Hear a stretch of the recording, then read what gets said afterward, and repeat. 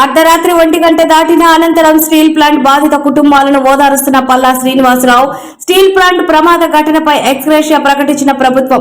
మృతి చెందిన కుటుంబాలకు 25 లక్షల పరిహారం, గాయపడిన ఉద్యోగుల కుటుంబాలకు 10 లక్షల చొప్పున పరిహారం, ఉద్యోగి రిటైర్మెంట్ వరకు క్వార్టర్స్ లో నివాసం ఉండేందుకు అవకాశం, పిల్లలు చదువుకునే అవసరమైన ఆర్థిక సహాయం, ఇతర ఉద్యోగులతో సమానంగా కేంద్రం నుంచి మరో 2 లక్షలు, మృతి చెందిన వారి కుటుంబాలలో ఒకరికి ఉద్యోగం, కాంట్రాక్ట్, పర్మనెంట్ కార్మికులకు ఇద్దరికి సమానంగా ఆర్థిక సహాయం.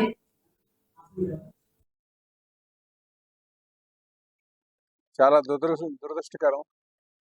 ఏదైతే స్టీల్ ప్లాంట్ లో ఎప్పుడు జరగనటువంటి దగ్గర మరి యాక్సిడెంట్ జరగడం, మరి దానికి కేంద్ర మంత్రి అయినటువంటి కుమారస్వామి గారు, యూనియన్ స్టీల్ మినిస్టర్ గారు వచ్చి వాళ్ళు కాంపెన్సేషన్ అనౌన్స్ చేశారు.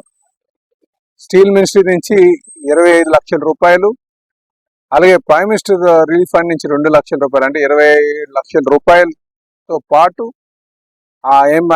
వాళ్ళు పనిచేస్తున్నటువంటి ఆ ఈఎస్ఐ కానీ, పిఎఫ్ కానీ, ఆ స్టాట్యూటరీ బెనిఫిట్స్ ఏమున్నాయో అవన్నీ కూడా అదనంగా వస్తాయి.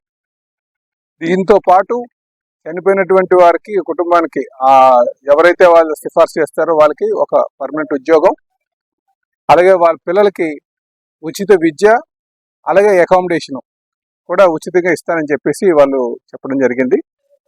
ఇక రేపు స్టేట్ గవర్నమెంట్ నుంచి ఏమైనా ఉన్నా సరే రేపు ముఖ్యమంత్రి గారితో మాట్లాడి మేము కొంత అమౌంట్ కూడా అనౌన్స్ చేయడం మా ప్రయత్నం చేస్తామని చెప్పి తెలియజేస్తున్నాం అండి.